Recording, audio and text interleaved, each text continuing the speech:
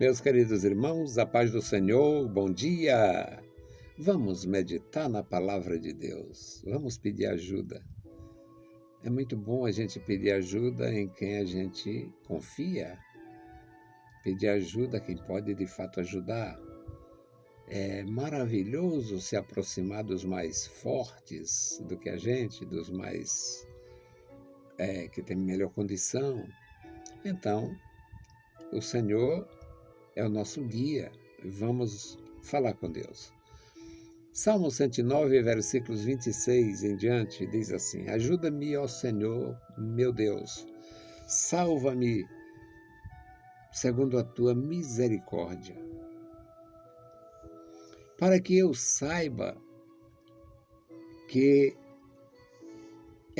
está a tua mão e que tu, ó Senhor, fizeste. Amaldiçoe eles, mas abençoa tu. Quando levantarem, fiquem confundidos, e alegrem-se os teus servos. Vistam-se de confusão os seus adversários, e cubram-se de vergonha, como de uma capa. Louvarei grandemente ao Senhor com a minha boca, louvá-lo-ei ante a multidão. Pois se porá à direita do pobre, para o livrar dos que condenam a sua alma.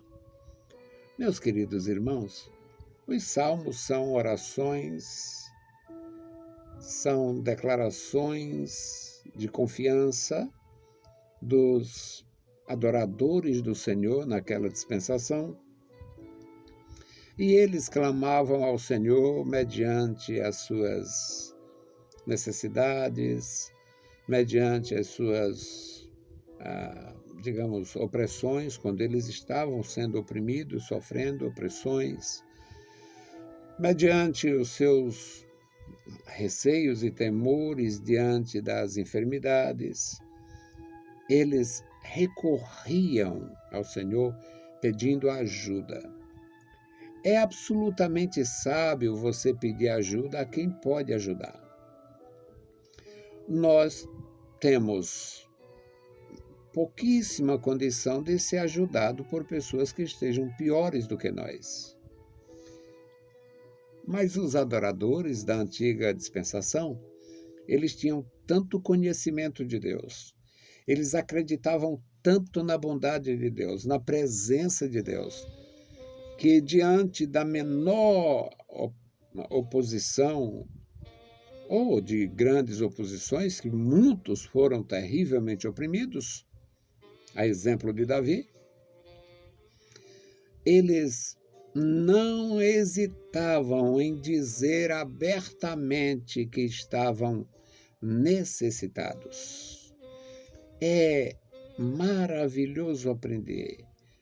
Os salmos são fontes permanentes de orientação e de expressão de fé.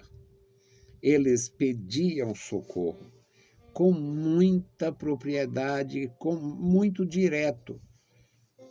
Ajuda-me, ó Deus meu, salva-me segundo a tua misericórdia.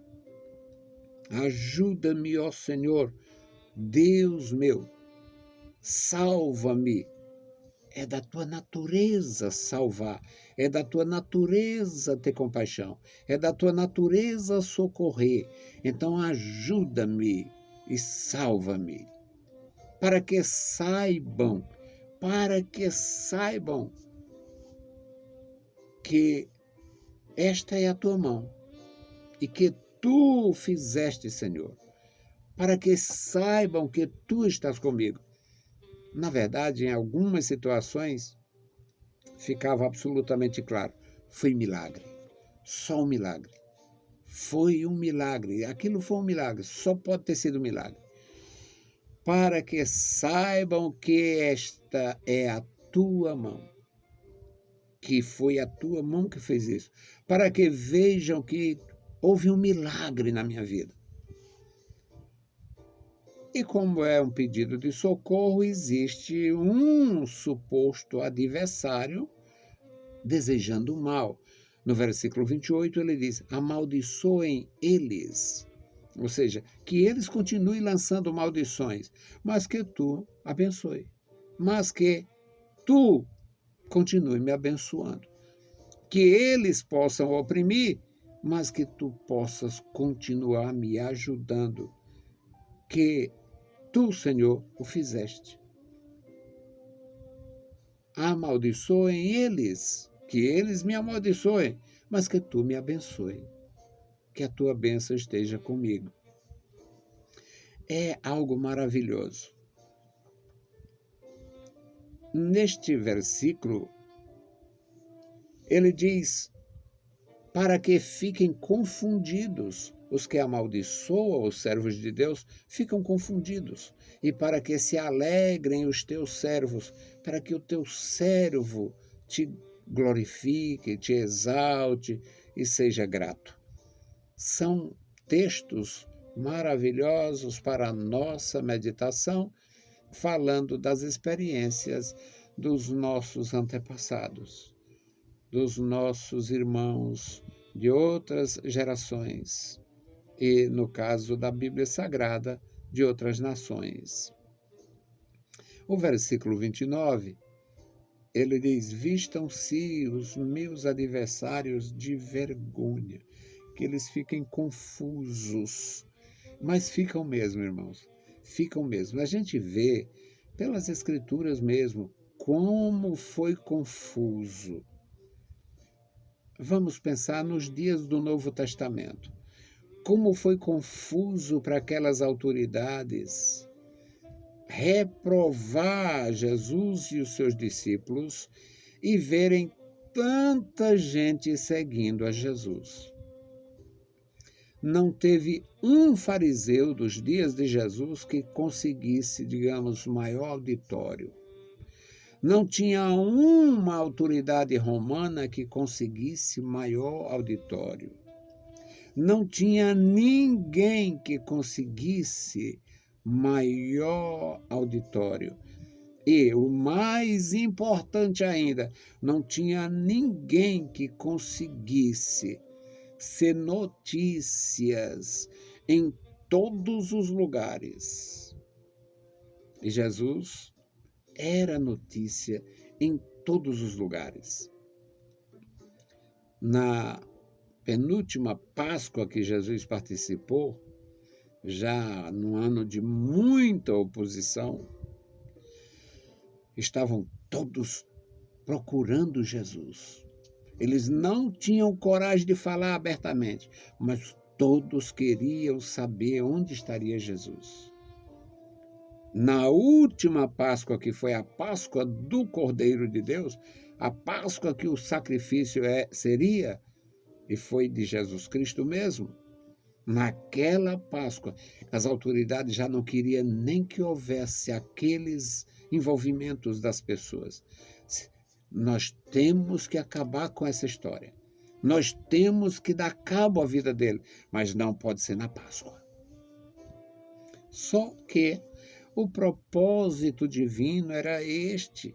Aquele cordeiro foi morto desde a fundação do mundo, conforme Apocalipse descreve. No plano divino, aquilo era consumação de Deus. Não tinha como a autoridade romana impedir, não tinha como a autoridade judaica impedir. Aqui em Apocalipse, no capítulo 13, no versículo 8, quando se refere ao final, aquelas perturbações aos adoradores da besta, diz que adoraram a besta todos os habitantes da terra, todos os que não estavam escritos no livro da vida do Cordeiro, que foi morto desde a fundação do mundo. Então, o sacrifício de Jesus tinha que ser ali. Na penúltima Páscoa, estavam todos procurando por ele. Muito embora não falasse abertamente, com medo. Era o ano de muita oposição. E na última Páscoa, As autoridades é que não queria que fosse na Páscoa, mas ele era o Cordeiro de Deus, que foi morto desde a fundação do mundo, pelo menos no propósito divino. Então tinha que ser na Páscoa. E era muito confuso para os adversários de Jesus. Homens do melhor nível humanamente falando, não tinha notoriedade que Jesus tinha. E foi pior ainda quando Jesus ressuscitou, que deu poder à igreja, ordenou que eles ficassem em Jerusalém até o revestimento de poder. E Pedro, um pescador do lago de Genezaré, reunir mais pessoas do que Jesus mesmo,